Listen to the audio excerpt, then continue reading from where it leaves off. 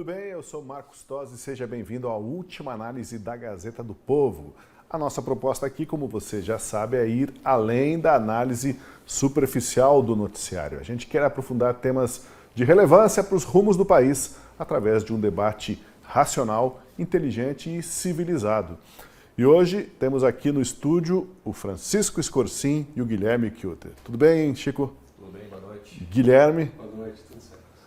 E saudamos no telão o André Marcília. Como vai, Marcília?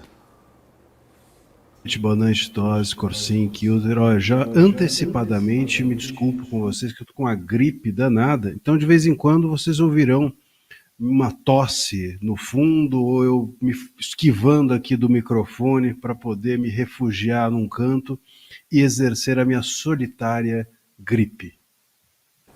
Tranquilo, porque a gente tem também o Kilter aqui com um pouco de coriza, de rinite, então vamos fugir de uma tosse para um espirro e assim a gente vai se virando aqui. Mas sejamos transparentes, né? Pode tosser à vontade aí, Marcília. Olha, liberdade de expressão. Hã? Liberdade de expressão. Tossir também é liberdade de expressão. É isso aí.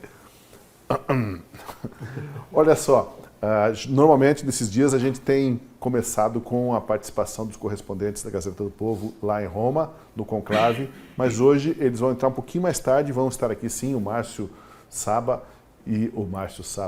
Campos e o Lucas Saba vão estar aqui logo mais para falar um pouco sobre a escolha do novo Papa, o Papa americano.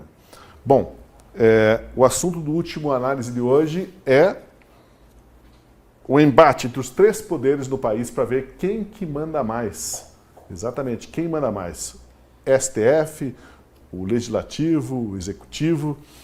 E eu quero começar aqui perguntando para vocês o seguinte: não é estranho a Suprema Corte, o Supremo, atuar de uma forma tão escancarada assim, quando o assunto ainda é debatido no Congresso? E eu me refiro a essa questão aí da queda de braço entre o Supremo e os outros poderes, envolvendo o trancamento da ação penal contra o deputado federal Alexandre Ramagem.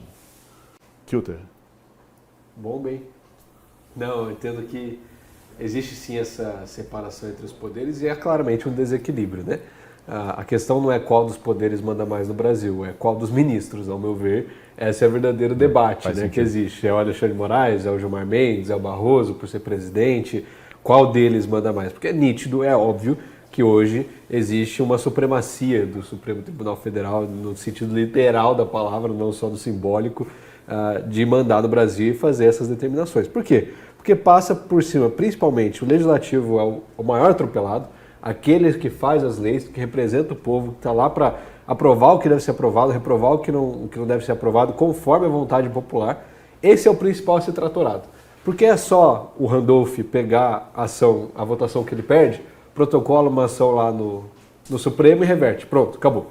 Então você não tem mais a necessidade da democracia, do bater nas portas dos deputados, dos senadores, preciso do teu apoio, do teu voto aqui nesse projeto para passar. Não, deixa passar, deixa perder, pauta lá, a gente leva para o Supremo e no Supremo a gente ganha. Então isso já se instaurou, essa cultura já é praticamente normal. Agora a questão que fica é, a relação com o Executivo hoje é boa porque o governo tem um consórcio Lula com o STF. Mas olha como era no governo Bolsonaro.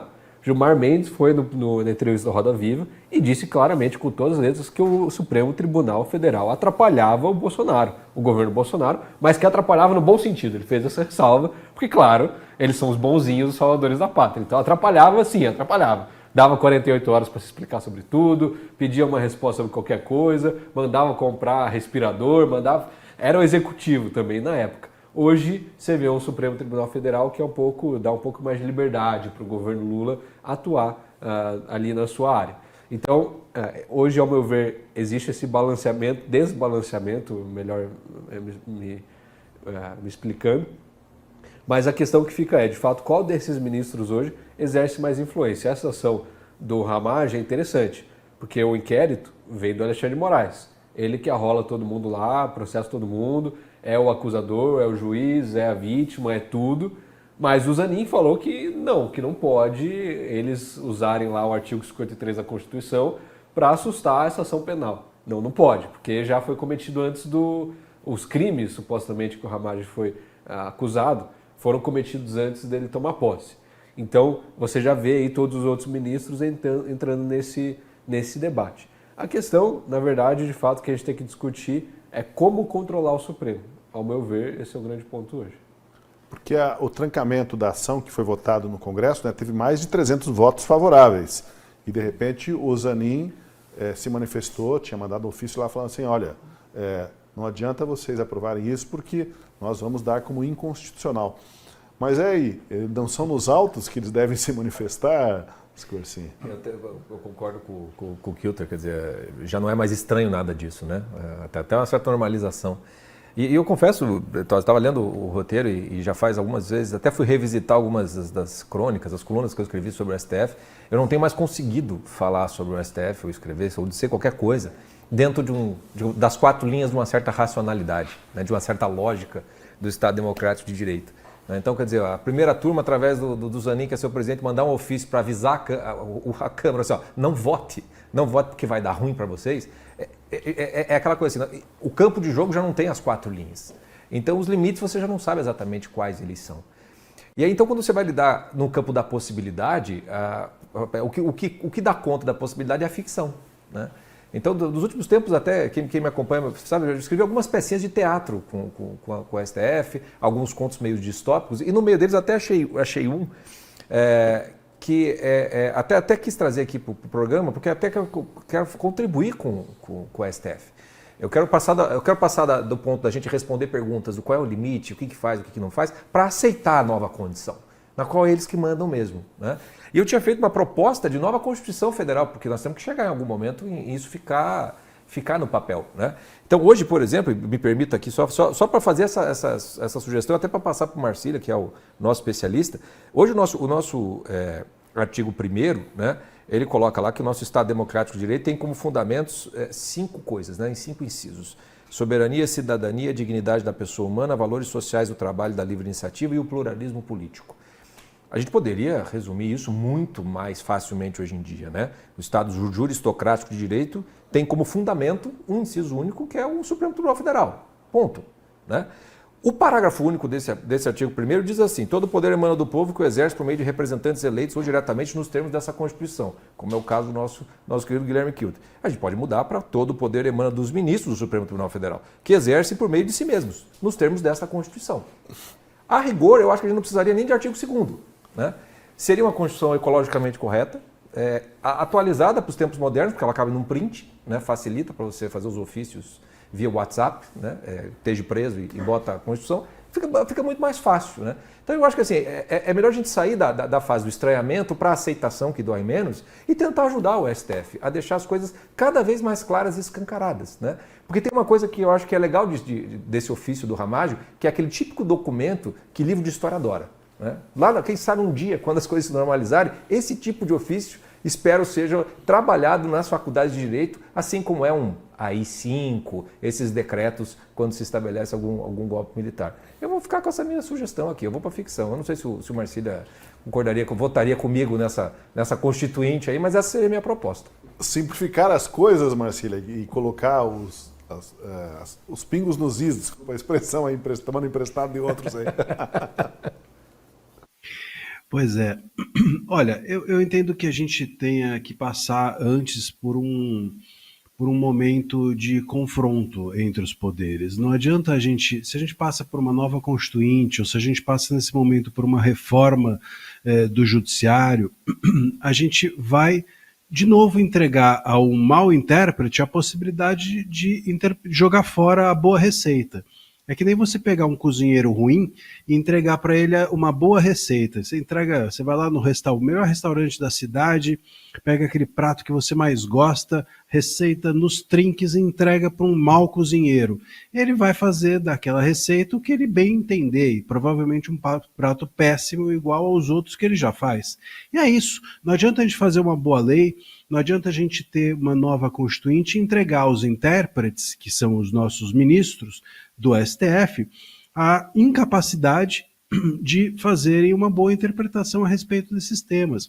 Vejam as discussões que são feitas lá a respeito de regulação de redes, vejam a insistência que eles fazem ou que eles têm a respeito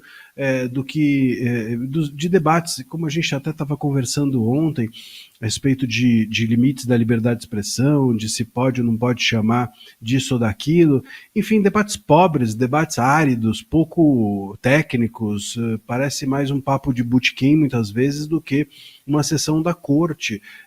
Parece mesmo que eles são alheios à Constituição. A Constituição deve servir ali, hoje no STF, como calço da mesa ou da cadeira dos ministros, e não está abaixo da mesa, né, no calço, e não em cima para ser lida. E isso tudo impede que a gente resolva essa questão simplesmente com mais leis.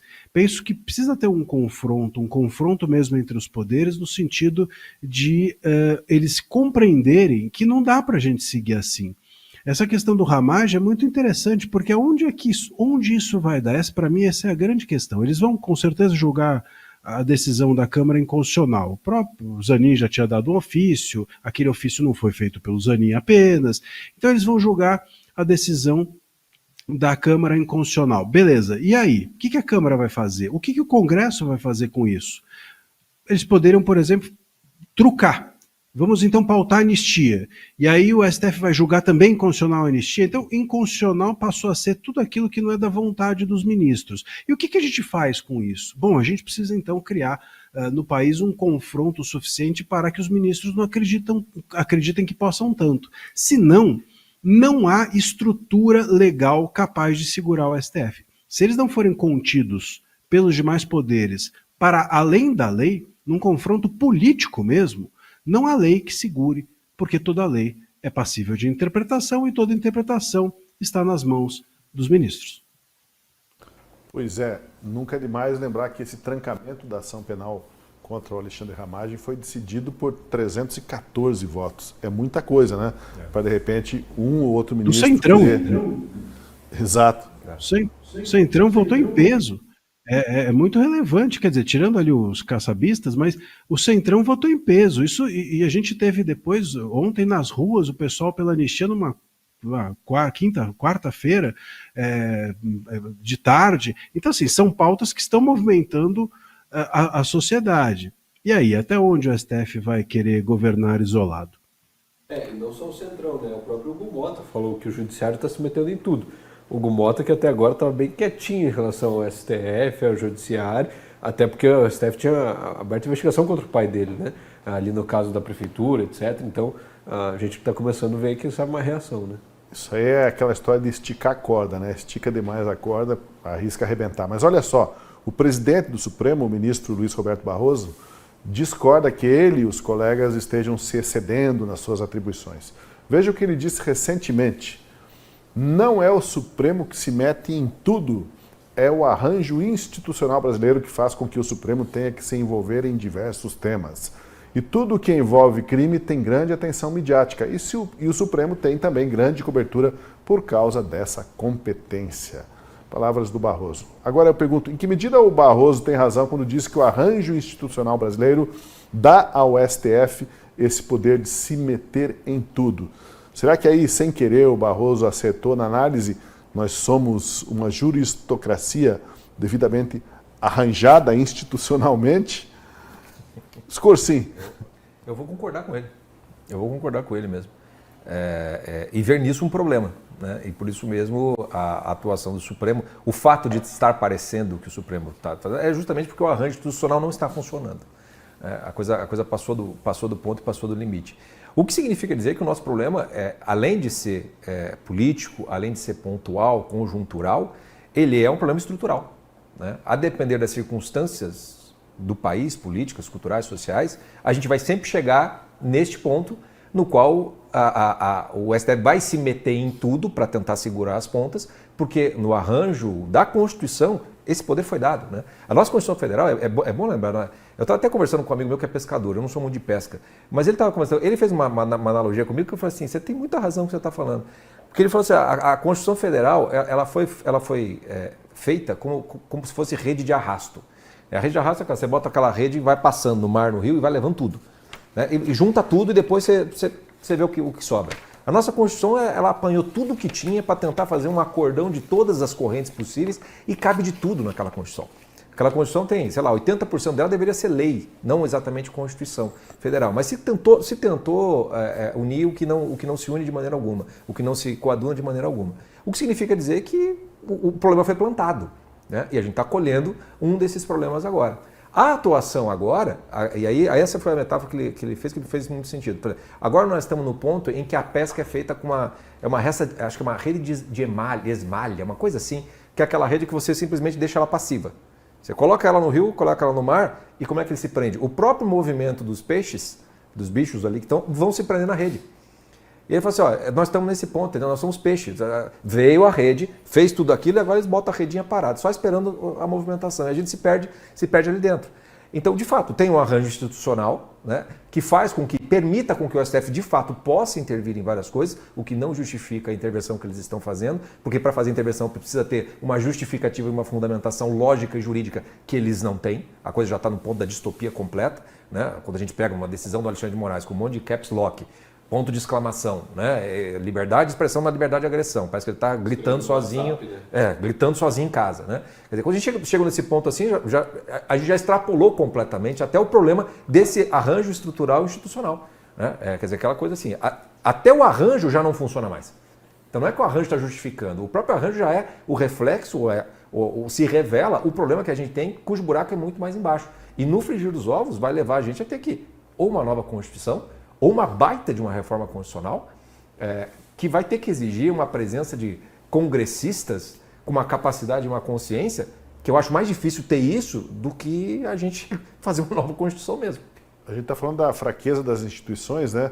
Mas, salvo engano, aí vocês podem dizer melhor, a OAB anda um pouco tímida, né, em relação a tantas abusos. Ela não anda, Tosi. Não há nem timidez, porque ela não anda, ela não faz nada. Fico pensando, né, que deveria ser da cabeça dos advogados, dessa classe, surgir essa indignação e essa contestação de uma forma mais veemente. Deixa o advogado falar sobre a ordem dos advogados aí. Deixa o advogado falar. Ele até se movimentou. Que ordem? Que ordem? Não tem ordem, né? A OAB, eu tenho dito que o problema da OAB é um problema estrutural, né? Você sabe, isso talvez valha a gente dizer aqui, num programa um pouco mais que a gente pode se aprofundar, então vale eu trazer essa analogia por completo. Eu gosto muito de uma analogia do professor Tércio Sampaio, que ele falava do paradoxo da imprensa. O paradoxo da imprensa para ele era o seguinte, que a imprensa começava muito combativa, fiscalizando todo mundo, e quanto mais sucesso ela possuía, ela se tornava mais próxima do poder que ela fiscalizava e, portanto, ela acabava perdendo a sua capacidade de combativa. E esse era o paradoxo, quer dizer, quanto mais a imprensa cresce, ou um veículo é capaz de crescer, mas também ele é capaz de, em algum momento, perder a legitimidade por perder o seu tom combativo. Eu acho que a OAB aconteceu isso com ela. Justamente por ela ter essa função combativa, ela acabou dialogando com o poder de tal maneira que ela se tornou o poder que ela deveria combater. Hoje, a OAB é muito mais parte do problema do que da solução. As pessoas que estão hoje comandando a OAB estão muito mais do lado das pessoas que nós estamos tentando combater do que das pessoas que estão combatendo. Eu digo isso até de carteirinha, literalmente carteirinha. Nesses 6 anos, eu desconheço qualquer postura da OAB em favor dos advogados que estiveram lidando com esses inquéritos todos. Nenhuma. Eu tive, até hoje, o único contato que a OAB teve comigo foi de cancelar uma palestra que eu ia fazer na OAB de Brasília, e quando subiu para a direção, sabe-se lá por quê, no ano passado eles cancelaram a minha palestra. Então, e receber boleto, isso eu recebo todo mês. Então, assim, a gente precisa entender que o que isso significa? Isso significa que as pessoas que estão combatendo o poder acabam combatendo aquilo que a OAB está preservando. Ela não vai fazer nada por isso.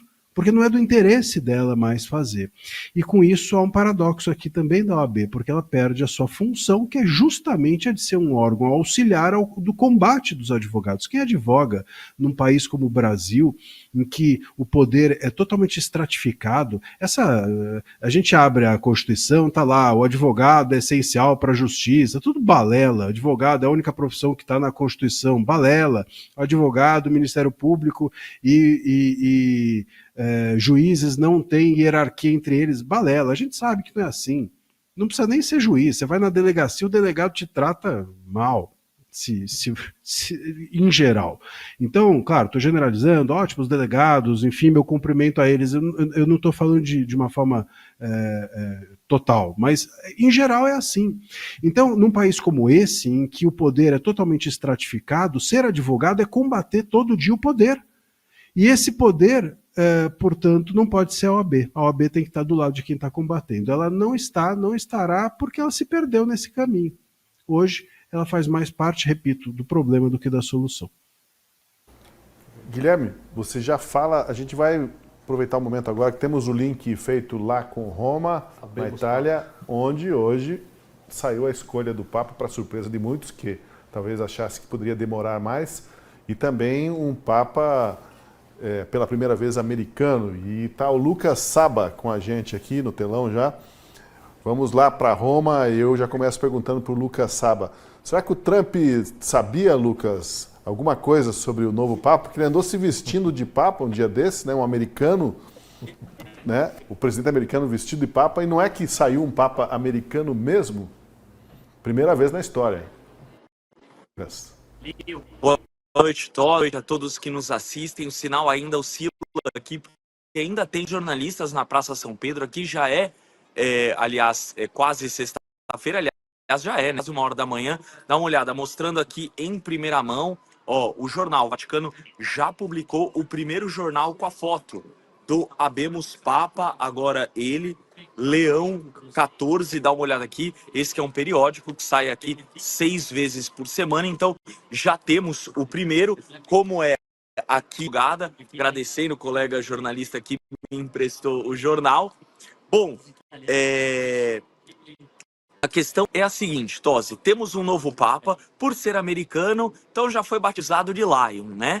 Lion 14, mas é o primeiro realmente norte-americano, tanto é que o presidente Donald Trump já se manifestou, parabenizou o cardeal eleito, que aliás é de Chicago, o Prevost, e disse que tem um prazer muito grande em conhecê-lo.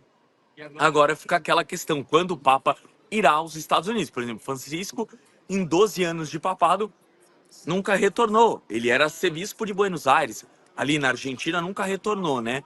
Então, existe essa expectativa. Ele, o Papa, na época, cardeal, chegou a trocar farpas no falecido Twitter, hoje X, com o vice de Donald Trump, J.D. Vance. Então, existe essa expectativa dele já fazer uma primeira viagem ali para os Estados Unidos. Bom, ele tem 69 anos, ele trabalhou boa parte da vida dele no Peru, e aí são duas informações importantes. A primeira, porque tudo indica que será um papado longo ali.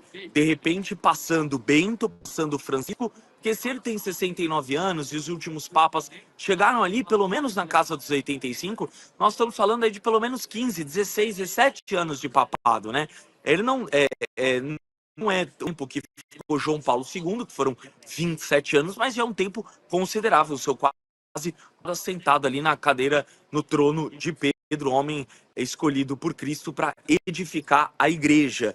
Ele é considerado um conservador mais à direita, né? Perdão, um conservador mais ao centro, Tosi. Então existe essa expectativa, embora tenha sido nomeado por Francisco. Ele entre os 108 dos 3 cardeais que foram empossados por Francisco, que estavam presentes hoje durante o conclave na Capela Sistina. Agora são muitas dúvidas, Tosi, no ar. A primeira delas, vamos lá, rápido, um conclave curto. A gente fala ali de 2 dias de votação, mas praticamente 24 horas. Então a gente ainda não sabe se foi na quarta ou na quinta votação. porque eles fazem a cada período do dia uma votação dupla, né? De manhã 2, à tarde 2. Então nós tivemos uma no primeiro dia, aliás, ontem, aí 2 hoje pela manhã, e não se sabe se uma ou 2 à tarde. Mas a questão é, parece ter sido um nome de consenso, Tosi, porque ele foi um de muito rápido. E outra coisa, quebrou todas as bolsas de apoio, Tosi.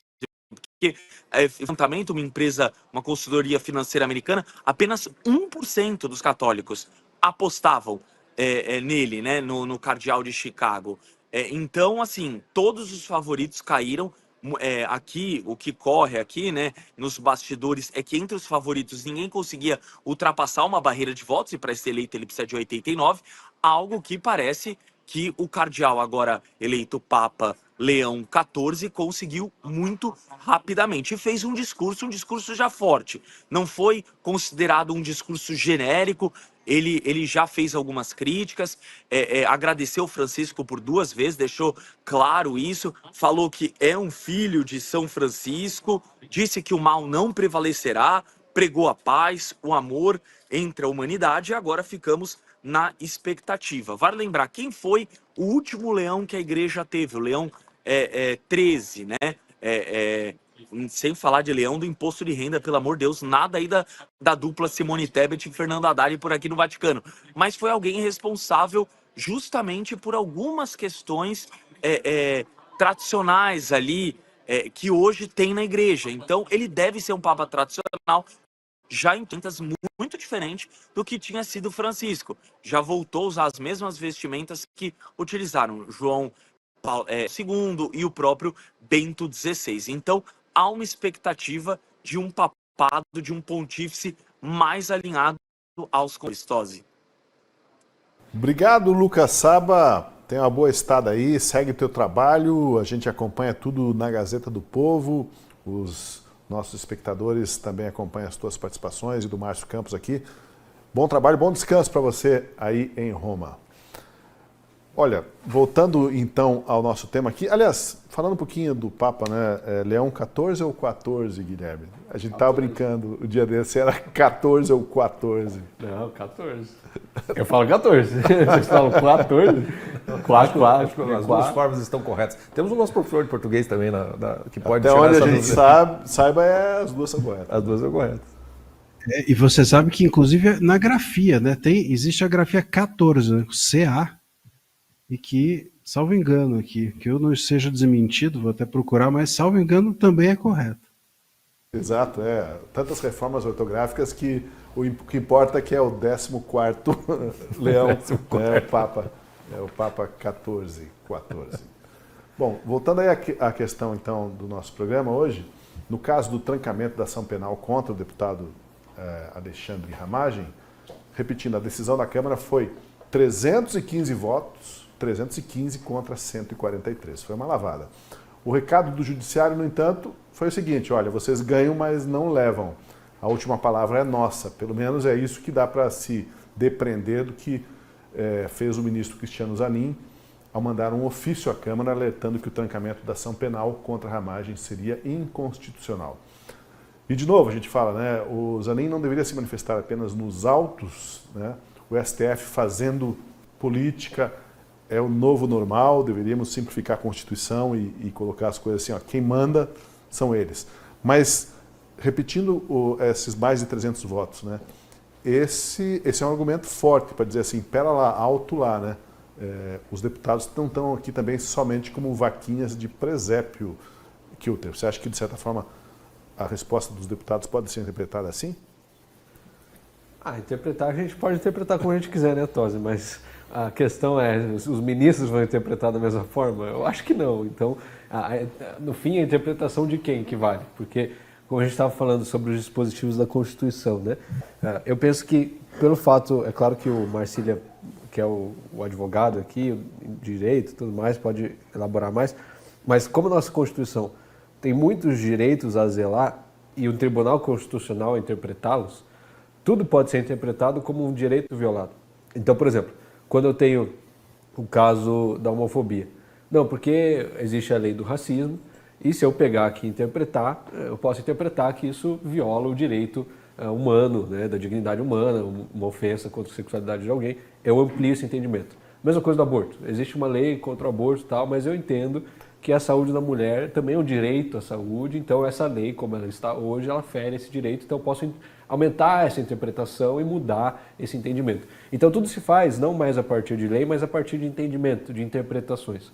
E aí eu interpreto se aquela votação faz sentido para mim nessa hora ou não. Eu interpreto se vale condenar e prender o Collor agora ou só mais tarde. Eu interpreto, porque além de um tribunal constitucional, também é a terceira instância.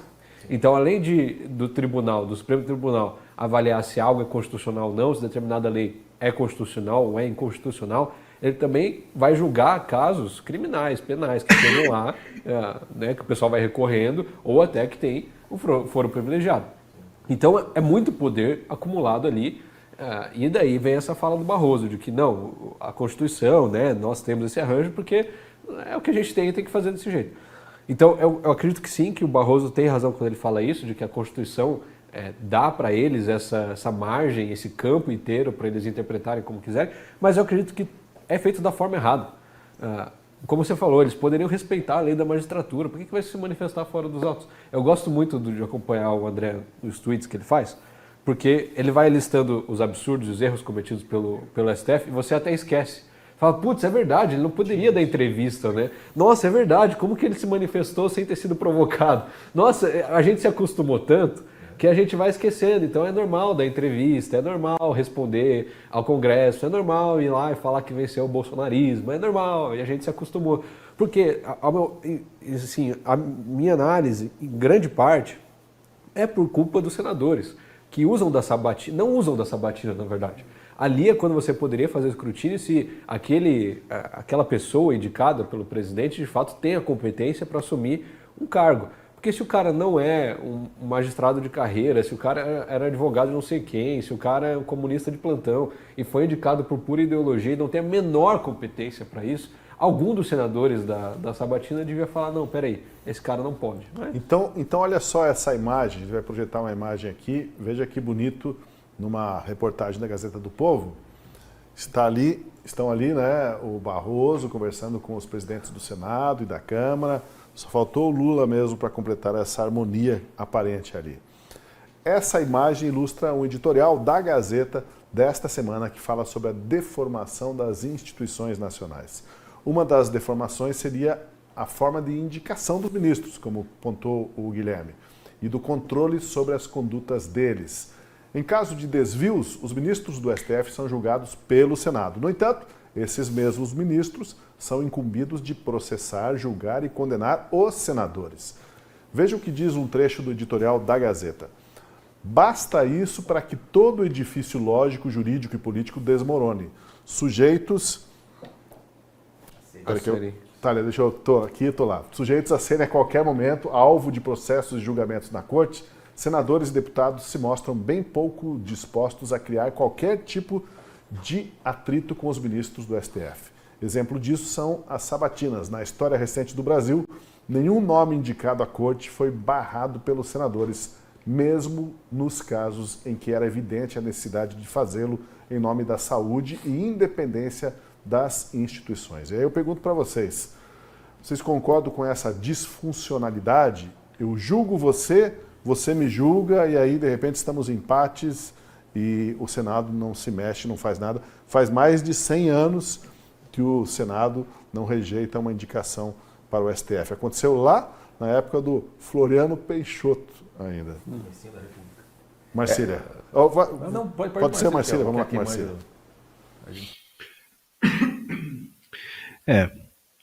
A gente perdeu a institucionalidade, né?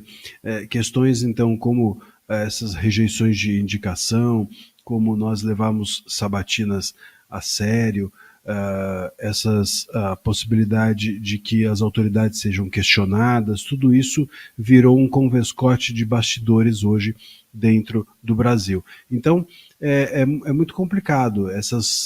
Veja, mesmo dentro do parlamento isso ocorre. né? As pessoas passaram a exercer os cargos de presidência simplesmente por uma questão formal ou por uma formação ali de maioria conveniente, e tudo mais. Os cargos a serem nomeados pelo executivo passaram a ser indicações meramente políticas, sem qualquer tipo de valor, sem qualquer preocupação, e as nomeações para o STF também, nomeações que são políticas. Ninguém mais se importa se a pessoa tem um saber jurídico ou não. Aliás, essa questão do notável saber jurídico, né, que a gente tanto fala, o que isso significaria na prática? Significaria aquela pessoa ter um conhecimento jurídico que é notado, que as pessoas sabem, todos sabem que aquela pessoa é conhecedora desse saber. Você fala por aí e fala assim, conheço muito, fulano é realmente brilhante, é isso que a Constituição quis dizer. E quem desses ministros que estão lá chegaram por essa razão? Qual deles? Qual deles nos últimos, 10 anos, 15, vamos chutar, talvez muito mais.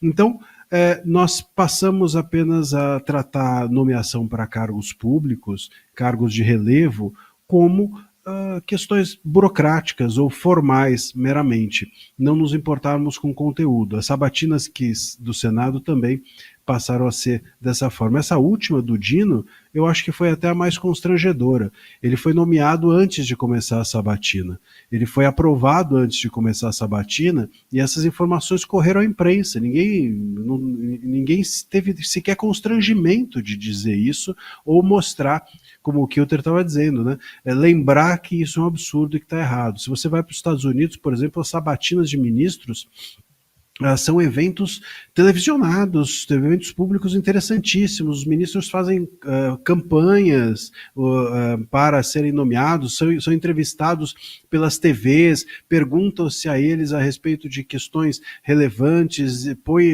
na parede e etc. Aqui no Brasil, não. Nós perdemos isso. E ao perdermos isso, o que perdemos? Perdemos a institucionalidade. São os remédios institucionais que nos levam à possibilidade de combatermos uma nomeação que é só política, né? O Senado tem essa possibilidade, joga fora. O presidente tem essa possibilidade com as suas nomeações e joga fora. E nós também acabamos jogando fora por não cobrarmos que isso seja feito de uma forma diferente. Pois é, o Marcília mencionou ali o sistema americano, né? E a gente meio que se espelha no sistema americano, que é uma indicação do presidente da República. Mas haveria formas alternativas dessa indicação acontecer, né?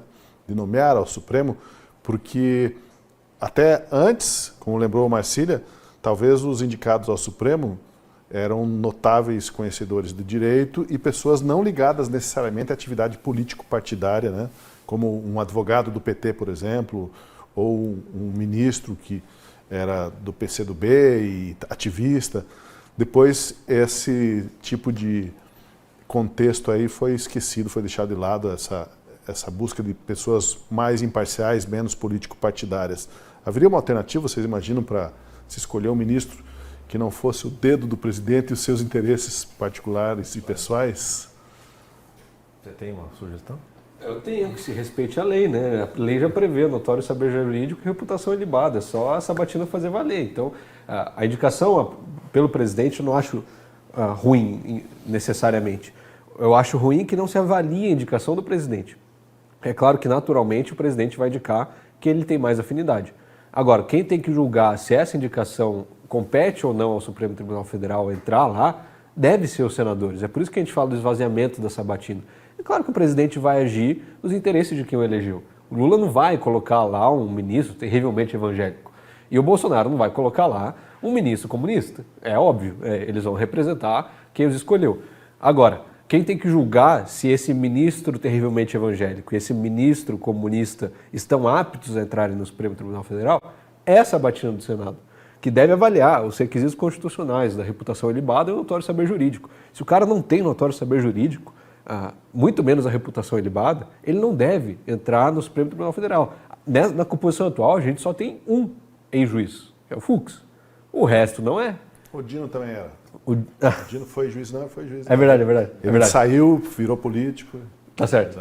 Aí ele virou. Então, no meio do caminho ele virou comunista e perdeu a reputação ilibada. Então a gente tem a gente tem esse grande problema. Então, no meu entendimento, se os senadores fizerem isso valer, a gente vai ter o controle necessário. Mas aí, claro, tem outra discussão de se os senadores devem ser julgados no Supremo ou não para que essa corda fique amarrada. Né? Mais ou menos como aquela coisa, né? Você pode ter várias... A receita, as fórmulas podem ser as mais variadas.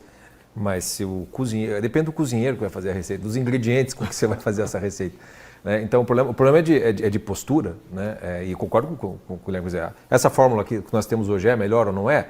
Meio que tanto faz, porque quem vai aplicar são as mesmas pessoas, seja qual for a fórmula, vai se achar um jeito de burlar. A gente podia fazer, sei lá, um conclave com os desembargadores para decidir quem vai para o STF, né? Fazer um programa, um reality show, tipo The Voice no Brasil, The Judge Brasil, um negócio assim. Dá para inventar uns troços assim, Vamos volta trocar todos os ministros por uma IA. Dá só a Constituição para IA e fala, usa esse texto para interpretar as decisões, vai ser melhor. Daria para fazer assim, quer dizer, todas as fórmulas podem funcionar, desde que a pessoa que vai aplicar a fórmula, ela seja digna, ela cumpra o seu papel, né? E o problema hoje a estrutura institucional, né, do Senado que julga o STF que julga o Senado. Veja que esse é mais um exemplo do problema que está plantado na própria Constituição Federal. Né? Quer dizer, na própria Constituição Federal isso ficou estruturado. Né? É um problema institucional já da própria estrutura das nossas instituições. Né? Daria para mudar uma coisa ou outra? Daria. Daria para mudar a forma? Daria. Mas são as mesmas pessoas. É o mesmo cozinheiro. Entendeu? Então você pode melhorar a receita, você pode fazer... Mas se é o mesmo cozinheiro que não sabe cozinhar, vai dar na mesma. Falando de cozinheiro, o nosso chefe ali para assuntos jurídicos, né? Vai lá, Marcílio, você apontar algo importante aí. Na verdade, eu acho que esse é um ponto interessante, esse da institucionalidade, e o Kilter estava avançando nisso, e eu acho bem interessante a gente caminhar por aí. Porque olha só, então a gente estava falando aqui, não, mas o Dino era juiz, depois ele virou político, e aí ele até agora não virou juiz, continuou político, mas tudo bem. O fato é o seguinte, ele ser juiz, isso não faz dele um grande... Esse é o ponto. Quando a gente fala em ter um saber jurídico relevante, um saber jurídico que é notado, não significa ele ter um bom cargo, ou ele ter sido juiz, ou ser juiz de carreira. Muitas vezes a gente fala assim, fulano é um juiz de carreira. Pô, mas tem um monte de juiz de carreira que é horrível. Eu conheço uma penca de juízes de carreira que não sabem nada. E é assim mesmo, é assim que funciona. Então não é porque é juiz de carreira necessariamente que é bom, ou porque publicou um livro. Outro dia eu estava no meu perfil, e sempre tem, enfim, é muito divertido ler os comentários, às vezes não, às vezes é bem estressante, mas eu procuro sempre me segurar para não responder, porque se eu começo a responder, enfim, a coisa vai embora. Mas um cara chegou para mim e falou assim, quem você acha que você é para questionar o ministro Moraes, que é uma pessoa que tem 37 livros escritos, e eu, enfim, desconheço que ele tenha 37 livros escritos, mas o Pablo Marçal tem 45, e ele tem um notável saber maior do que o Moraes, e o Moraes, que tem 37, tem maior do que eu. Isso não tem nada a ver. Então, a gente se apega à questão do saber jurídico muito a questões formais. O cara tem um título de juiz, então ele é bom. Ele tem um livro escrito, então ele é bom. Não é isso. O notável, notório saber jurídico tem a ver com a capacidade da pessoa espelhar dentro da sociedade o seu saber. As pessoas reconhecerem o saber que aquela pessoa possui publicamente.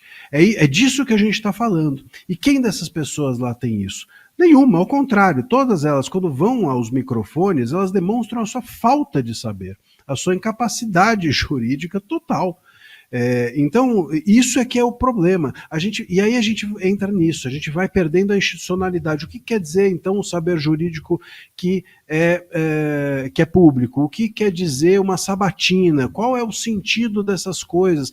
Não adianta a gente criar remédios, é por isso que eu falei no início, por isso, assim, se a gente coloca mais leis, Adianta se a gente depois corrompe essas leis com essas interpretações que a gente acaba fazendo? Não adianta. Então a gente precisa retomar, recuperar o sentido original da Constituição, o que ela quis dizer com os seus institutos, porque aí a gente talvez consiga chegar lá. Vou dar 2 exemplos práticos só para jogar uma provocação de volta. A nossa Constituição, ela fala no artigo 49 que a função mais importante, não fala função, mas não diz com essas palavras, mas diz que uma das funções do parlamento é justamente, acho que é inciso 11, sei lá, mas é o 49, que uma das funções mais importantes do parlamento é zelar pela sua prerrogativa, garantir as suas prerrogativas. Então, a função do parlamentar não é só fazer lei, tem parlamentar que faz muita lei e acha que está sendo um bom congressista. Não, a função essencial do parlamentar é combater os excessos dos demais poderes. Então, é isso, resgatar. Ontem, quando houve essa votação do Ramagem, o que eu achei mais legal, o recado que eu achei mais interessante, foi esse, dizer ao STF o seguinte, meus caros, tem aqui o artigo 53, parágrafos 3º e 4º, que garantem que a gente faça isso e a gente vai bancar isso daqui. Vocês podem interpretar o que vocês quiserem, mas a gente também pode. E esse é o ponto. Se o Congresso recuperar a potência que a Constituição oferece a ele, e nós todos também, nós talvez tenhamos um caminho de maior contenção dos abusos. Mas você já falou do livro do Alexandre de Moraes, que comentaram 37 livros. Foi até conferir, Marcília, porque eu desconfiei que a pessoa deve ter se enganado, deve ser 37 edições do único livro, né, o curso de Direito Constitucional dele. E descobri que já tem 39. Né? Até, se eu fosse advogado de alguns do 8 de janeiro, eu até utilizaria a parte de fundamentação de doutrina, só o livro do Alexandre de Moraes, porque não tem absolutamente nada no livro dele que não fundamente a defesa contra o que ele está fazendo. E aí me veio uma coisa que eu até ia compartilhar com vocês mais cedo para de repente colocar. Não sei se vocês ficaram sabendo da notícia do ex-ministro do STF, Eros Grau, que esse também escreve romances até de teor mais erótico. Ele tá reescrevendo um livro dele sobre, não sei se é direito constitucional ou sobre o STF, dizendo assim, é para defender o direito positivo. Então ele está reescrevendo o livro todo por conta da situação, e aí ele mesmo diz assim, se isso um dia mudar, eu volto a escrever o que era para antes. E foi uma postagem de Facebook. Assim, a que ponto que a loucura chega? Só não entendi. Qual que é a mudança de perspectiva dele? Como a coisa mudou toda, ele tá reescrevendo uma parte, até mudando às vezes posturas que ele tinha com relação, para defender aquilo que ele até nem defendia, porque precisa defender o direito positivo como está dado. Acho que o né? Marcílio pode falar melhor. Né? Ele pode até me explicar melhor.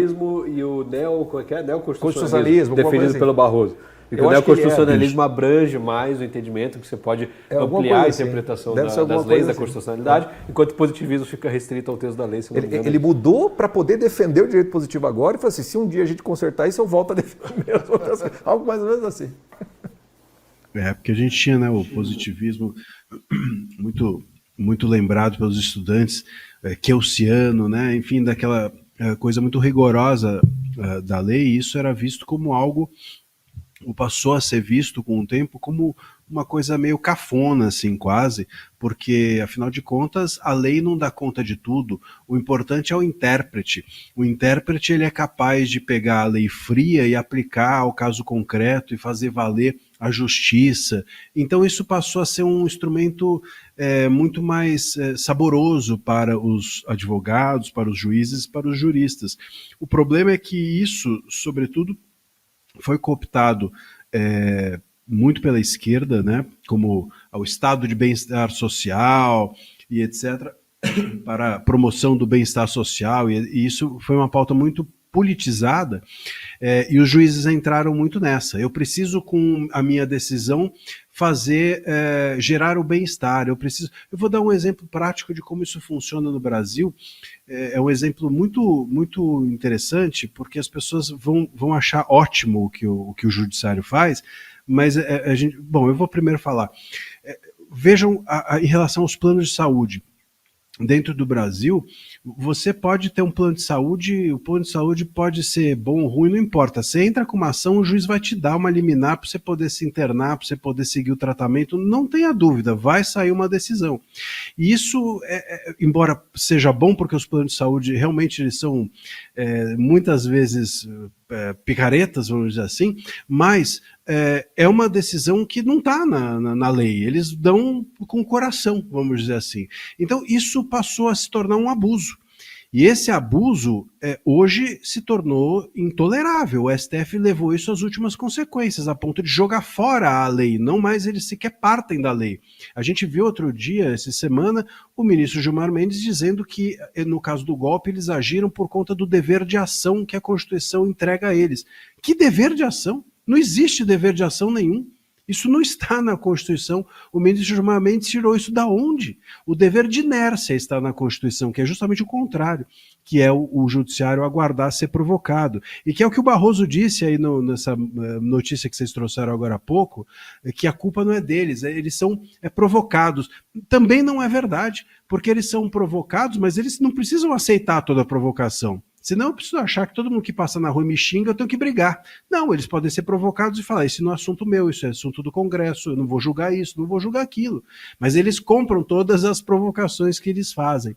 Então, e vão escolhendo o que julga, o que não julga, qual assunto julga, como julga e como não julga.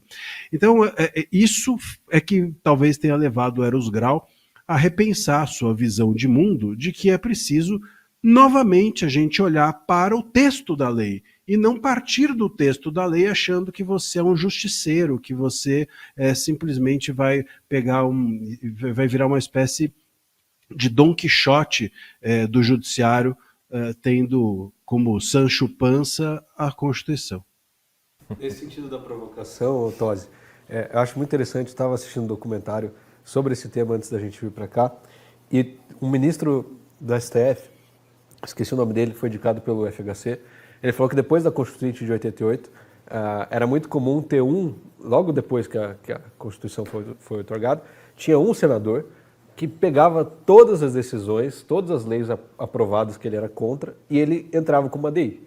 Porque ele falava, ora, aqui eu sou mais um entre centenas, mas aqui eu sou o único a apresentar uma DI, então eu ganho total destaque. E aí eu consigo me eleger muito mais fácil. Essa era a lógica dele. Na época, o tribunal dificilmente aceitava essas ADIs. Hoje, é praticamente automático. O Randolph pega, leva no STF, o STF dá a causa. Não precisa nem de elaborar muito. O PSOL entra... Não, saiu agora essa decisão do Ramagem, o PSOL já falou na mesma hora que ia entrar no STF para reverter a situação. Ou seja, não há nenhum escrutínio, não há nenhuma tentativa de, pelo menos, falar que existe uma lei.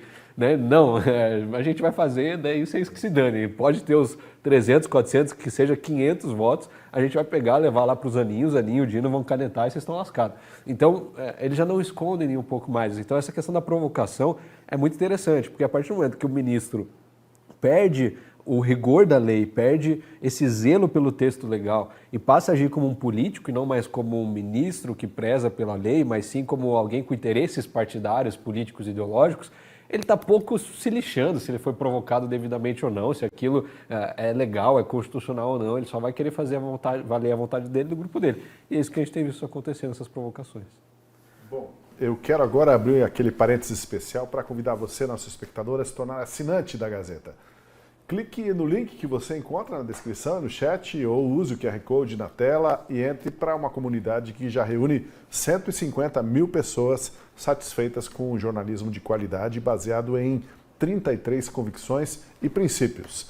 Custa apenas R$ 1,90 nos 6 primeiros meses, R$ 1,90 nos 6 primeiros meses. Por esse valor, além do acesso irrestrito ao noticiário e aos textos dos colunistas, cursos e e-books, você apoia iniciativas como o nosso Última Análise. Apoie a Gazeta do Povo. Aqui você tem voz e entre para a nossa comunidade. Olha, num outro trecho duro do editorial da Gazeta do Povo, diz o seguinte: nenhum nome indicado à corte foi barrado pelos senadores, mesmo nos casos em que era evidente a necessidade de fazê-lo. E aí, a gente já fez referências aí, mas vale lembrar, as referências óbvias são Flávio Dino e principalmente o Cristiano Zanin, o ex-advogado do Lula. E eu pergunto, em que medida a ausência de veto a indicações controversas ao STF reflete cumplicidade ou medo político? Só fazer uma correção, eu brinquei que o Flávio Dino deveria ser vetado pela reputação elevada por causa do comunismo, mas não é nem por isso, ele foi investigado por superfaturar respiradores quando era governador do Maranhão. Por mim, só essa investigação que depois foi arquivada, mas que se manteve de pé por muito tempo, já seria suficiente para você afastar essa tese. Hã? Estava de pé quando ele foi nomeado? não Tava. O STJ arquivou depois. Então, assim, só ao meu ver, isso já afasta, já anula o requisito da reputação ilibada. Quando você tem uma investigação, uma condenação, uma denúncia grave que pese que seja em andamento, ao meu ver, já cessa. Não precisa nem entrar na parte política, de ser ministro do Lula, dos interesses. Então, quando você olha esse texto, é claro que, como o Marcília falou, é muito amplo, né? O que é a reputação ilibada? É a condenação ou é a investigação? Há campo para discutir isso. O que é o notório saber jurídico? É a carreira de magistério? É a carreira de procurador? É o livro escrito, publicado? É o cara ter uma boa reputação entre os juristas? Há campo para se discutir isso também. Mas o fato é que não é nem discutido.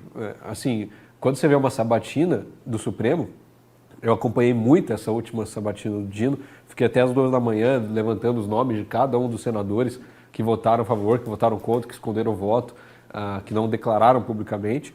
Não há discussão nenhuma. Assim, parece que você está vendo um acordo de comadres. Você assiste, sério, faça o exercício de pegar no YouTube a sabatina do ministro Flávio Dino e vai ver o teor das perguntas que são feitas a ele. Quando não é da oposição, do PL, do pessoal claramente oposto ao Lula, parece que é pergunta de como é que foi sua semana? É quase isso, assim. Ele está lá para cumprir protocolo. Então, qual que é a sua visão sobre segurança pública? Meu Deus. Para alguém virar pastor, existe ali o concílio que a gente chama, né? E todo teólogo que quer virar pastor morre de medo, porque é uma prova oral extremamente exigente, que você tem lá 10 pastores te fazendo perguntas orais, você tem que responder com conhecimento prévio. E são respostas objetivas, é isso, tal referência, é assado, tal referência. Ao meu ver, as sabatinas jurídicas deveriam ser mais nesse sentido. Não perguntas amplas e vazias, mais objetivas e com referência. E oral. Eu quero que você me dê a condenação aqui, por que esse motivo, baseado em qual lei. As provas para juiz tem. Exatamente, como deveria ser.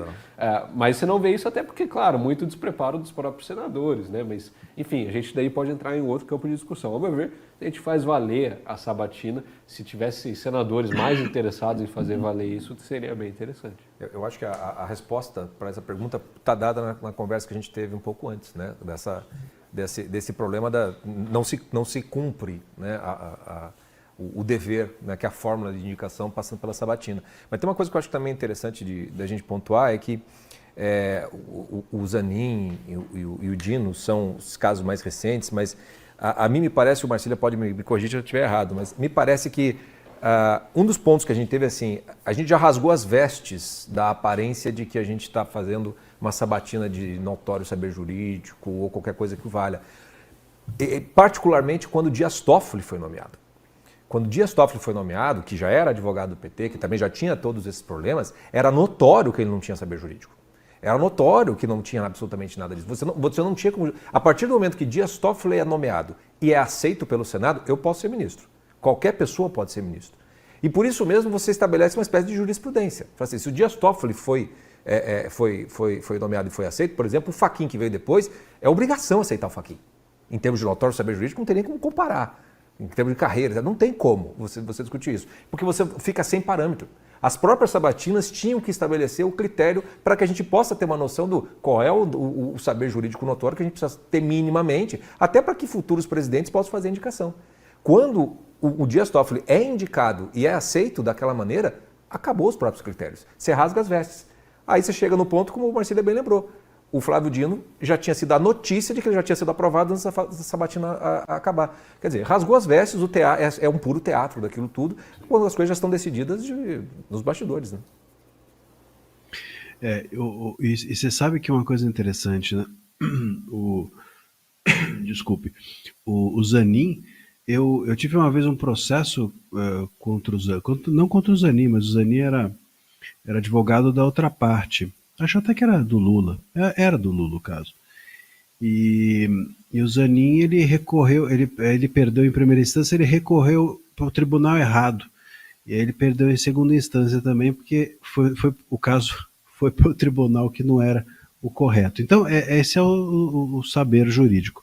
O que, inclusive, a Constituição fala, é legal a gente recuperar isso, o artigo 101 da Constituição é que trata disso, e fala o seguinte, que além do requisito de idade, né, eu tô lendo aqui, cidadãos com mais de 35 e menos de 65, não sei o quê, que você precisa ter notável saber jurídico. É interessante, a gente fala notório ou notável como se fossem sinônimos, mas eu acho que não são sinônimos. No meu entendimento, notável é um pouco... porque notório é uma coisa, né? Notável é exatamente digno de nota. Então, é aquilo que publicamente as pessoas veem como um saber, né? Então não é o saber acadêmico, não é o saber do livro, não é o saber da carreira, não é o que a sua família acha, não é porque você é advogado do presidente e ali ele acha que você é muito inteligente.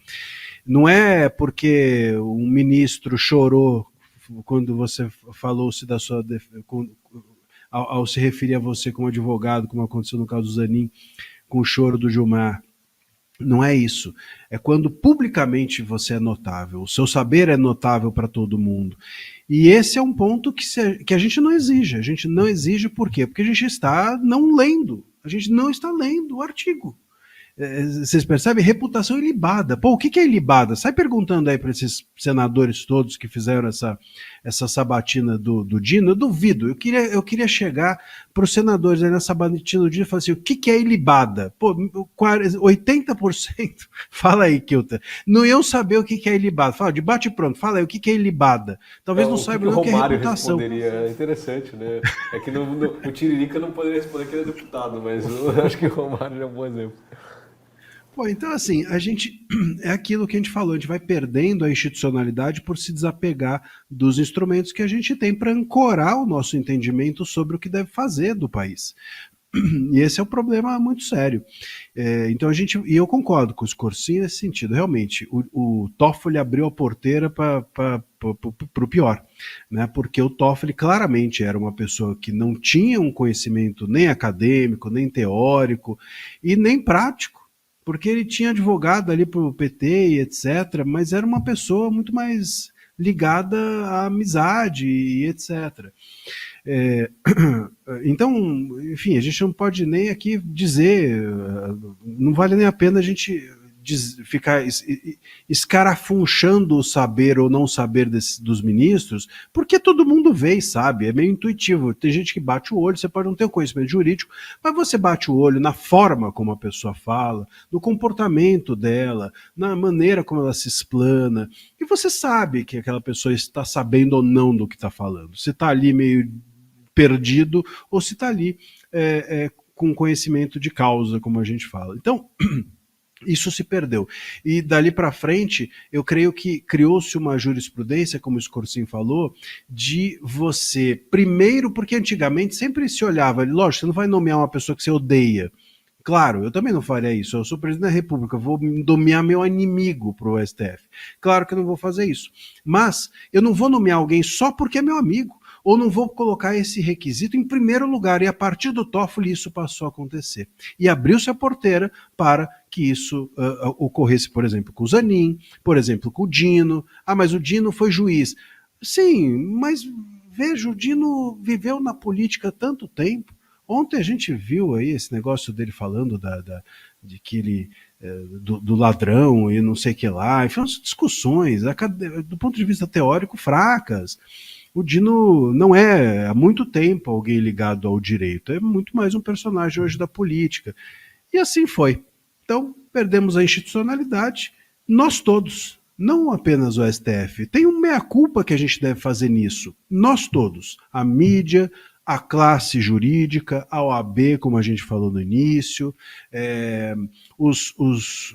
todos os players desse jogo perderam a âncora da nossa Constituição. Deixamos de ancorar nas instituições, no texto constitucional, na legislação, na interpretação do que quer dizer cada palavra.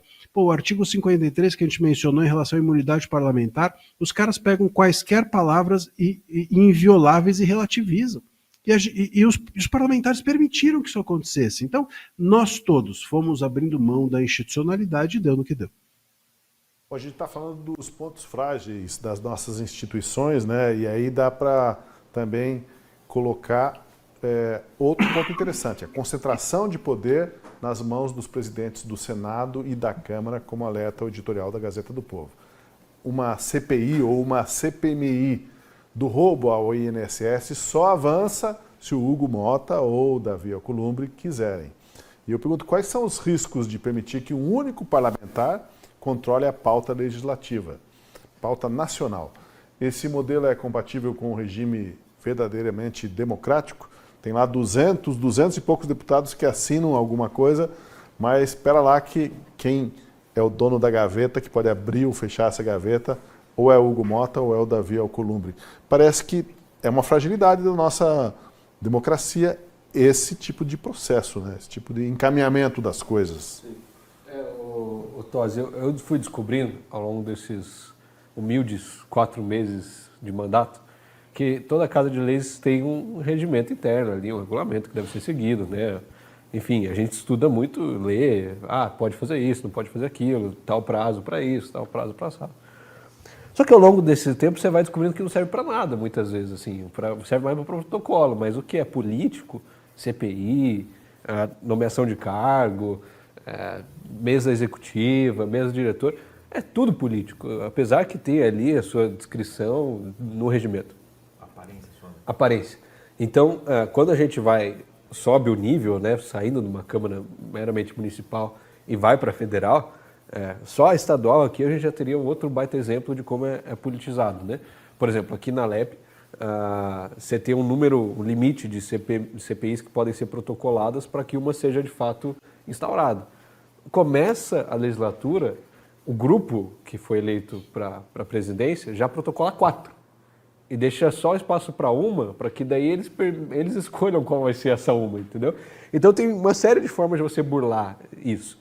E às vezes não precisa nem se dar esse trabalho, né? É só burlar mesmo e tudo bem.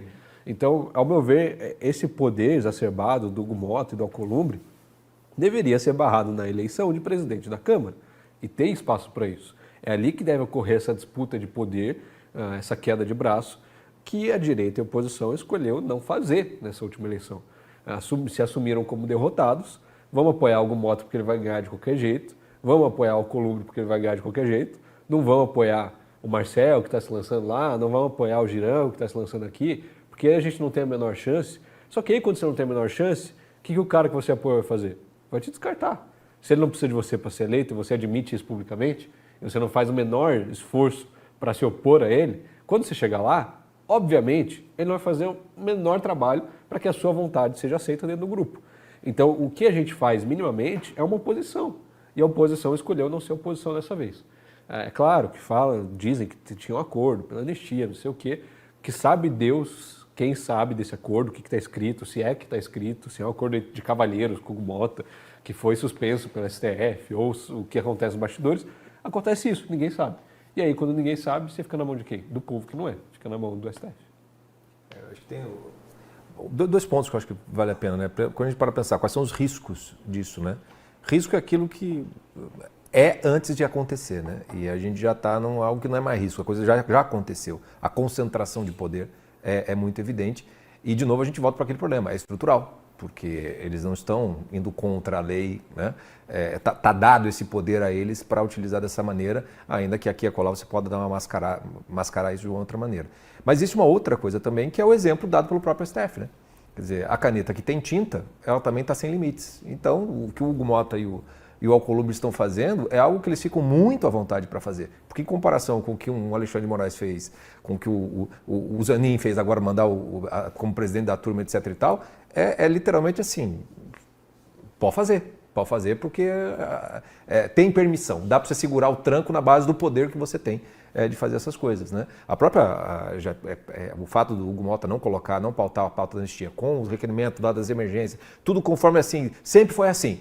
Sempre foi assim, mas foi sempre naquela base do acordo, quem tem o poder, quem tem a tinta na caneta é o cara.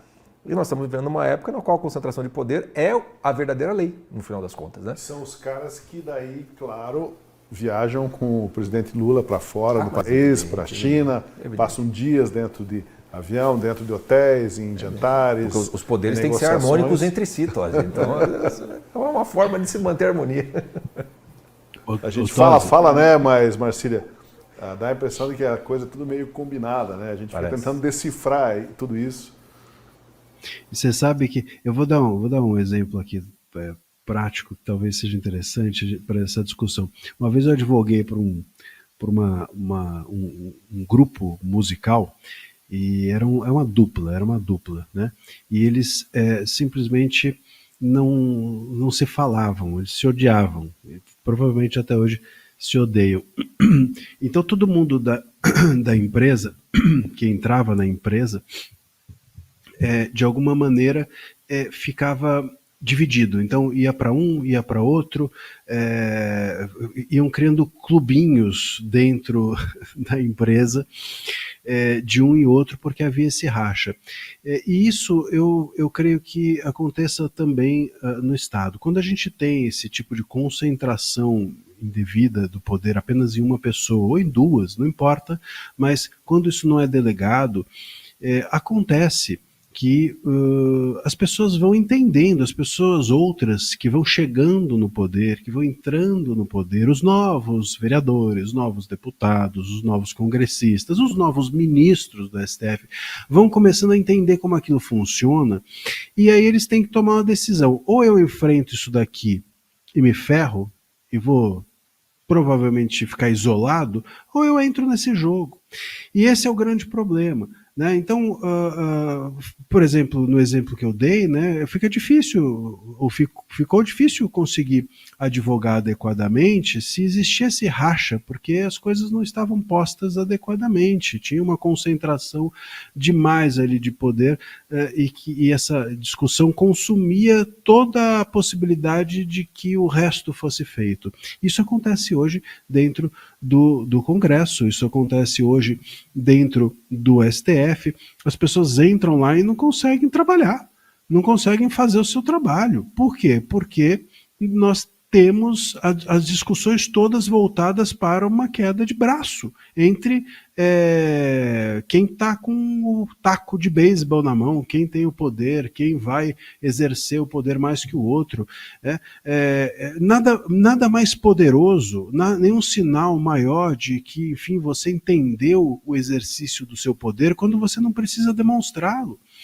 Nenhum sinal de saúde é maior para os poderes da República quando você consegue entender que você pode ceder, que a vez de um, agora é do outro, que está tudo certo se você não ganhar todas. Eu vi outro dia, saiu aí num jornal, uma declaração da ministra Carmen Lúcia dizendo que democracia, ela adora umas frases, só frase feita, mas ela gosta, frase para jornal, aquelas frases boas de botar em para-choque de caminhão, e também tudo bem. E ela dizia o seguinte, que democracia é acima de você ganhar sempre, é você saber perder. Mas e quando que o STF sabe perder? O STF sabe perder em algum momento? É engraçado, e ela própria falando isso, de dentro do STF, dizendo que democracia é você saber perder. O STF assume alguma derrota que ele tem, ele é capaz de lidar com alguma frustração. Nós temos hoje um STF que é uma criança mimada, que não aguenta a frustração e chora, e faz o pai, a mãe e todo mundo parar o mundo em volta do choro dele. É uma criança mimada, é isso que é o STF hoje. Então, dentro desse contexto, não tem como trabalhar, você não consegue exercer sua função. Então, a nação hoje está paralisada por conta dessa concentração indevida de poder. O presidente do STF, o Barroso, declarou recentemente também numa palestra que está incomodado com o que chamou de perda da importância da verdade. E eu pergunto o que seria isso, né? Quase que vamos voltar aos fundamentos da existência humana, né? Ele falar que está incomodado com a perda da importância da verdade. Verdade sua, ministro? Verdade do Scorsin? Verdade do Kilter? Do Marcília? Qual verdade, né? Quase que dá... nesse caso, né, eu vou... aproveitar a presença de vocês todos aqui que tem uma certa religiosidade, né? O que é a verdade? Perguntaram isso para Jesus Cristo, né? Agora, o que é a verdade por Barroso? Que é verdade, né? É derrotar o bolsonarismo. Perdeu o mané. Essa é verdade. O Barroso ele tem duas línguas, né? Igual o latim, né? Ele tem o barrosês culto e o barrosês vulgar, né? Então ele tem essa fala empalada quando ele dá entrevista e daí tem o perdeu o mané, né? Que é a língua vulgar. Se a gente traduzir do barrosês culto para o vulgar, né? Ele está querendo dizer assim, a turma não acredita em nós.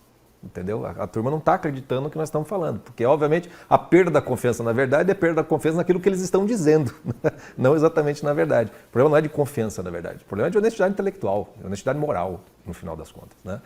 O grau de dissociação da realidade desses ministros do STF é patológico já é patológico. Já é algo que você tem que explicar mais pela psicologia do que qualquer outra coisa. Então, quer dizer, fechado num círculo assim, que eles ficam estupefatos de que quem está fora não compra aquela versão deles, né? Acho que a gente já teve uma discussão aqui, até cheguei a citar como dica cultural aquele filme Crepúsculo dos Deuses, que é um filme justamente de uma atriz do cinema mudo de Hollywood, que ela perdeu, o cinema evoluiu, ela já não é mais lembrada por ninguém, mas ela se recusa a perder a sua majestade. Então ela vai até o final da vida dela achando que ela está participando de um filme. Ela comete um crime, para ela se entregar para a polícia, ela desce como se fosse um take. E é só assim que consegue fazer ela descer. Quer dizer, não tem como tirar ela da ilusão que ela mesma construiu. É muito parecido com ou pelo menos parece muito com esses ministros. Porque no fundo eles estão falando isso. Como é que pode eles não acreditarem na gente? É o que ele está querendo dizer. Né? Você falou o nome do filme, né? Crepúsculo dos Deuses. Crepúsculo dos Deuses. Qualquer pessoa que frequentar um tribunal aí, uma vez na vida, vai entender logo que existem os terrenos, os humanos, e existem os deuses, que são aqueles togados, né? Isso aí, apesar de ser piada, mas tem gente que leva a sério isso, né, Marcília? Tem custo de Olímpia, né? Não, eu gostei dessa história aí do Barroso, o barrosês vulgar e o barrosês casto. Eu acho que a gente pode dizer que o Barroso tem uma linguagem empolada e uma linguagem empalada. Talvez possa também ser uma boa diferença entre a forma dele se comunicar. Mas é o Barroso Ruth e o Barroso Raquel, também a gente pode dizer assim. E às vezes um Barroso Tonho da Lua. Tem várias coisas que a gente pode aqui, poderia passar horas aqui fazendo essas comparações. De qualquer maneira, a verdade, ela é algo que a gente não quer abrir mão. Ninguém quer abrir mão aqui da verdade, a verdade é muito importante. Eu só não quero comprar a verdade dele. E esse é o ponto. Eles não querem que a gente busque a verdade, eles querem nos entregar a verdade deles. E isso é complicado, né? E isso não é a nossa escolha, e isso não é a escolha sequer do país, porque eles não estão lá por eleição, e muito menos foram nomeados para nos dizer qual é a verdade, nos recivilizar ou qualquer coisa do gênero. Então, isso mostra uma incapacidade do Barroso de perceber a sua função. E isso é perigoso, porque mostra também que ele acredita que a sua função, ou acredita, ou faz que acredita, eu não sei, eu tenho dificuldade um pouco de ler o Barroso, desculpem. Eu vejo, por exemplo, alguns ministros, eu facilmente consigo ler, o Gilmar Mendes é um ministro que a gente lê facilmente, o Moraes é um ministro que a gente lê facilmente, o Barroso, ele é um pouco complexo, né? Um ministro muito vaidoso que tem uma aura assim, difícil de ser lida sempre, mas de qualquer forma, o que a gente pode dizer sobre isso que ele fala, vira e mexe vem dizendo, é que ele acredita que ele realmente o faz por onde nos mostrar que ele quer que a corte seja o guia do Brasil, né? E esse é um ponto que é muito ruim. E ele deve olhar para o Congresso e falar assim, aqui tem um monte de ignorantes, deve olhar para o povo e falar assim, esse povo aqui nós somos melhores que eles, e eles querem então botar a gente para puxar a carroça do STF, porque eles são os iluminados e etc. Isso, do ponto de vista da democracia, é, como diz o nosso amigo Serra, menos 13. Não faz nenhum sentido. Nenhum sentido, né? Democracia é a busca da verdade. Democracia não é comprar a verdade dos outros. Eu queria destacar mais um último trecho do editorial da Gazeta que diz o seguinte: já passou da hora de o país começar a consertar o que está funcionando mal. Acho que ninguém discorda disso, tem coisa funcionando mal, mas como reverter um sistema político que parece desenhado para não ser reformado? Como começar consertar isso, primeiro tem que ter o diagnóstico de que tem uma coisa errada, né, Escorcim? Se o Congresso, se os poderes instituídos não enxergam que a coisa está errada, que precisa ser reformada, não vai começar reforma alguma. O Constituinte se defende do Constituinte. É o que a gente falamos há pouco, né? Você depende dos próprios agentes terem a coragem de fazer essa reforma desde dentro, o que parece que não é possível. Então, em situações assim, é só quando você chega no limite de às vezes uma convulsão social ou uma crise institucional extremamente grave, aonde você rui a estrutura e algo novo surge. E isso não é novo no país. O país já passou por vários desses momentos em que se chega no limite em que não tem como consertar o que está dado. Tem que derrubar tudo para começar tudo de novo. Eu infelizmente acho que se a coisa não terminar meio em banho-maria, com quase tudo também, vai ter que chegar nesse ponto. Porque como o Marcelo falou na primeira intervenção dele, ele falou assim, ok, aprovou-se aí essa suspensão, o STF vai dizer inconstitucional, ok, então vamos fazer anistia, vai ser inconstitucional. Em algum momento, esse conflito tende a acontecer. Se não acontece de maneira institucional e também é imprevisível como isso vai se desenvolver, vai acabar sendo de fora para dentro, né? Como acontece nos impeachments. Se a gente pensar o que foi o impeachment da Dilma e mesmo do Collor, é extremamente desgastante para o país. Ele estressa as instituições também. A coisa se complica enormemente e vem na sequência disso, vem um novo grupo, vem uma nova coisa que surge. Então, a gente está sempre no limite do limite do limite. Então, não me parece que seja muito possível imaginar soluções desde dentro, a não ser que haja um estresse cada vez maior da própria estrutura e, de repente, quem sabe, através do próprio conflito, surge uma solução. O que existe é um movimento pessoal mais ligado à direita, ao conservadorismo, de assar a batata do Alexandre de Moraes, no sentido de preparar, trazer um Senado um pouco mais conservador ainda em 2026, e aí dar um checkmate no Alexandre de Moraes, seja o susto de quase impeachment ou o próprio impeachment, seria um ponto de virada aí, né? É uma tese, inclusive, que, se não me engano, o Kilter... Eu levantei segunda-feira. Mas assim, aí você também, se a gente for mais a fundo nessa questão, beleza, a gente elege uma maioria de senadores à direita, 26 para 27, o presidente do Senado vai ser o Alcolumbre, só vai ter eleição para presidência no ano seguinte, se eu não estou me enganando, são 3 anos. Então, a questão que fica ele pautaria isso, a meu ver? Não, mesmo que você tenha uma maioria, né? Então, essas travas, elas sempre vão existir. A solução não vai ser uma Revolução Francesa lá brasileira, não vai ser nada nesse sentido. Ao meu ver, é o povo, a democracia vem do povo. Então o povo tem que pedir soluções. Quando a gente não tem ninguém na rua pedindo o impeachment no ministro, não tem ninguém pedindo uma mudança no STF, eles não vão mudar, não muda. Esse país só muda a base da rua, as coisas só acontecem na rua. Político só tem medo de povo na rua, essa que é a verdade. Então, enquanto não tiver lá uma causa e um propósito de fato resolutivo, a anistia é importante, mas ela é para o momento, é para o agora.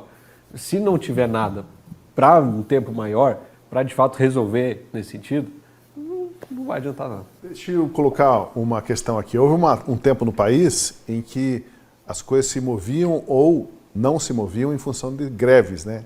Se fazia uma greve geral, parava o país e aí realmente era um checkmate. Mas faz tempo que a gente não tem movimentos grevistas e talvez até isso explique em função do sindicalismo que está muito atrelado a quem está no poder hoje, certo? Dou um exemplo aqui relacionando o que se fez com o MST com o que se faz talvez hoje com os sindicatos. No governo Lula houve um momento em que foram convocados os ministérios para que todos apresentassem respostas à cartilha de demandas do MST.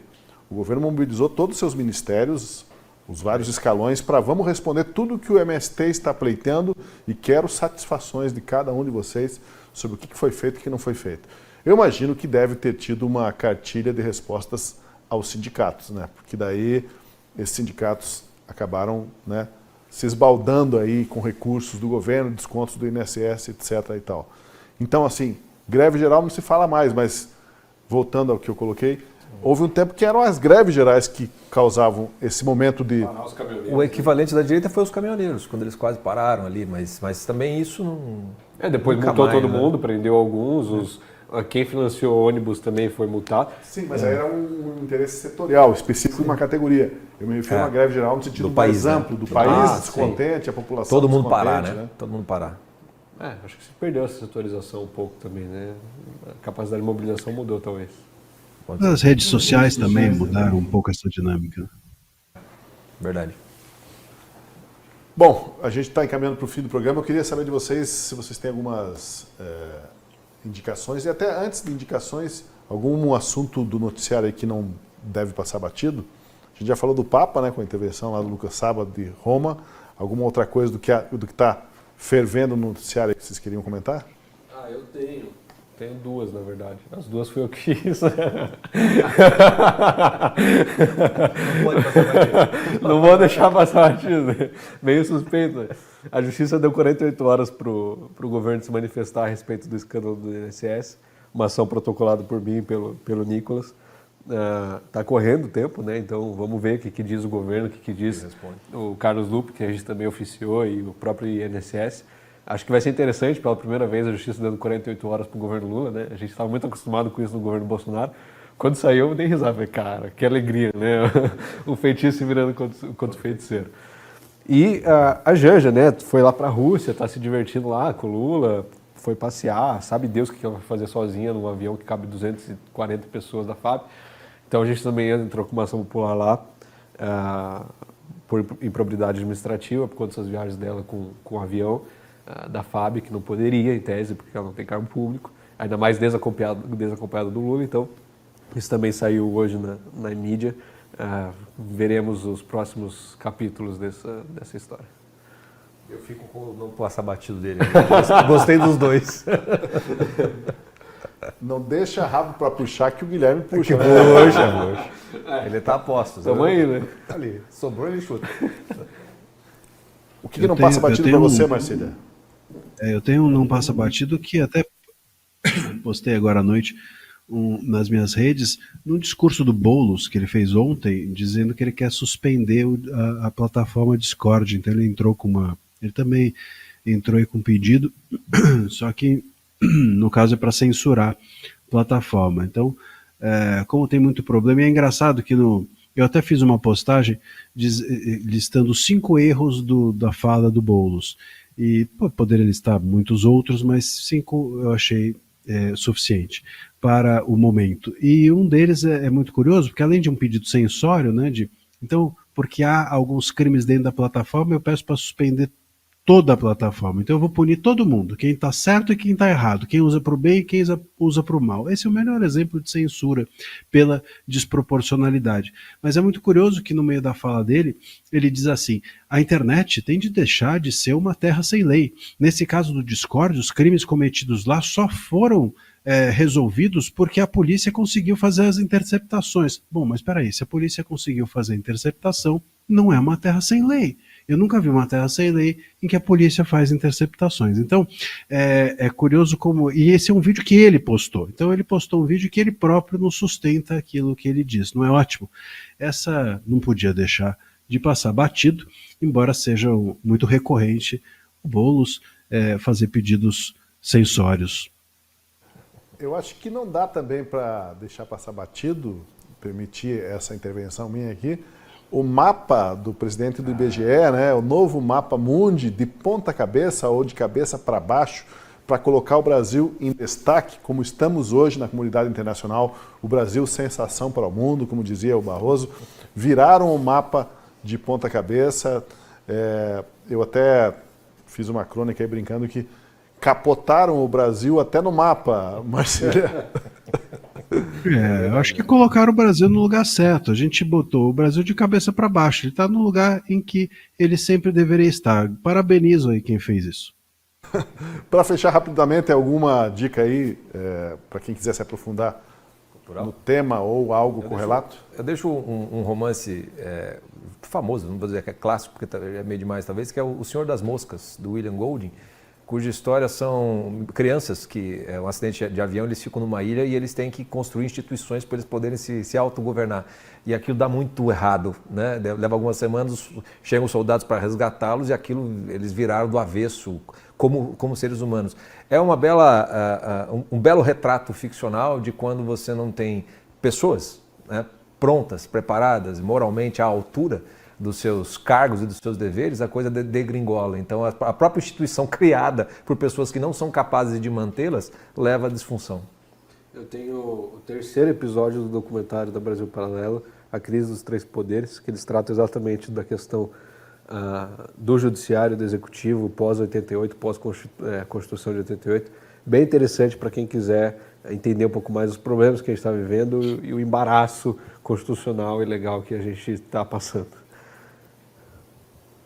Arrebata aí, minha dica é o livro do Duda Teixeira, que é um jornalista muito bacana, e tem um livro também sobre o STF, que chama STF Como Chegamos Aqui, ou Até Aqui, algo assim. E agora, de qualquer maneira, eu estava procurando alguns livros sobre o STF aqui nas plataformas de venda, né? É engraçado, tem uns livros que é assim, Jurisprudência do STF, súmulas do STF. Aí eu entrei, né? Putz, esses livros não tem venda, né? Engraçado. Por que será? Jurisprudência do STF. Imagina uma pessoa lendo Jurisprudência do STF. Que susto que não vai levar. Acabou o livro, já não serve para mais nada. Gente, quero agradecer a participação de vocês hoje no nosso papo. Já foi 1h30. Muito obrigado.